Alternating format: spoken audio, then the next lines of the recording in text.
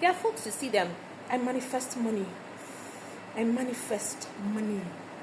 And manifest, I'm going to go to Ghana. But you see, for Ghana, you need to have money in your pocket. You cannot manifest money for Ghana. You need to have money in your pocket. Now let's talk about Ghana it. For whatever reason.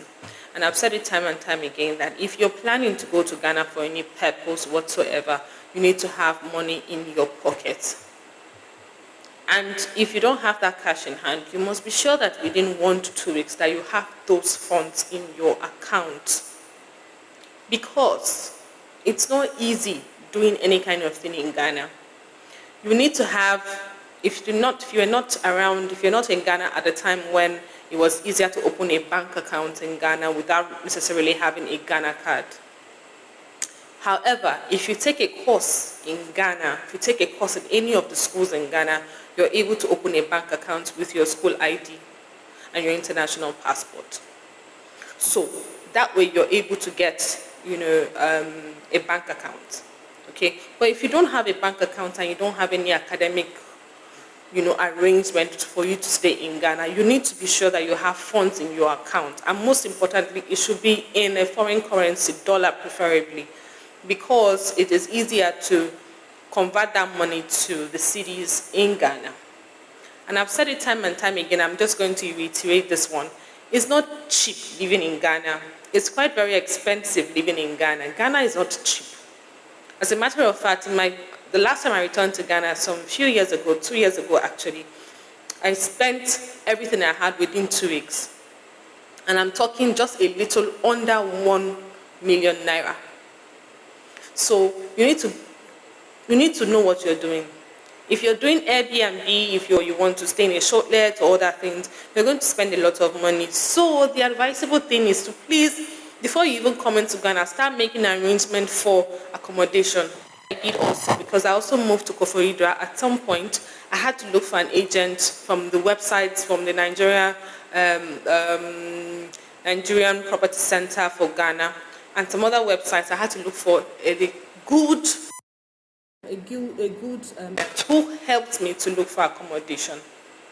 So you cannot assume, because it's not very easy as a Nigerian or as a foreigner getting accommodation in Ghana, especially if your currency is not in dollars. It's quite expensive.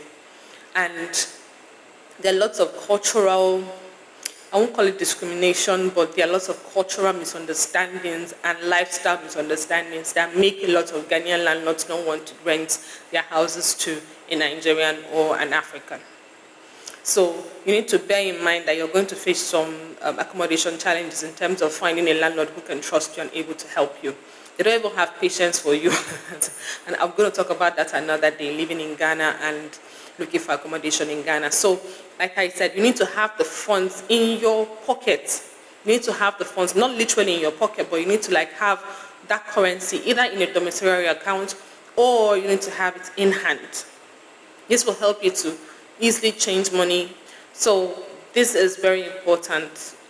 Don't be too in a hurry to want to leave your country without making this appropriate plans, right?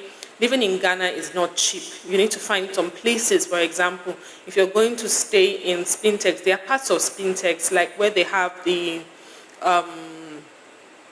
forgot it right now. If you pass the Coca-Cola, heading to, there's some estates around there that are very, very cheap, okay? But if you take the right turning, like you're heading for KICC, you're going to spend a lot of money. There are beautiful estates there, but they are very expensive, all right? So you need to bear that in mind. So you need to look for places like in Adenta, in Circle, places in Zolo. Zolo is not particularly cheap, but you can find places in Dasuma as well. You can find some accommodations that are reasonably okay. So you're talking about $400 to $500 dollars a month. Okay, that's like for Ghana is like 1,000. Some of them are 800 to 900 Ghana cedis a month for Ghana. So you need to bear all this in mind, that you need to come prepared, because it's not easy going to look for any kind of job once you come in. It's going to take you some time to find a good job in Ghana that's going to afford you the opportunity to be able to find your footing. Okay, So make proper arrangements. And I have a video about those who want to go by land. It's very cheap, it's very easy. You can either use GIG or you can use GIG, which is God is Good. Or there are other transport companies, and there's ABC as well. You can try using those ones. But if you want to go by flight, that's also available. But ensure that you have your yellow fever card and that your passport has life on it and that you have some funds to clear out your immigration requirements at the airport. Okay, all right, thank you so much. I just wanted to do this brief one. Please don't travel without money.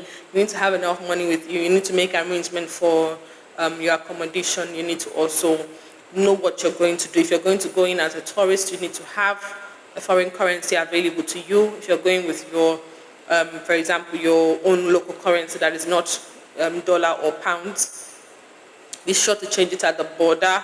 If you choose to go by flight, you have to change that at the airport. And remember that exchange rates differ.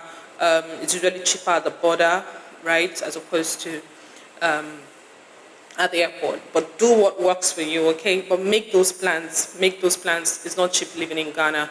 Budget very well so that you can enjoy your time in Ghana and you're not too frustrated to want to run back. All right then. Ciao, ciao, ciao. Thank you.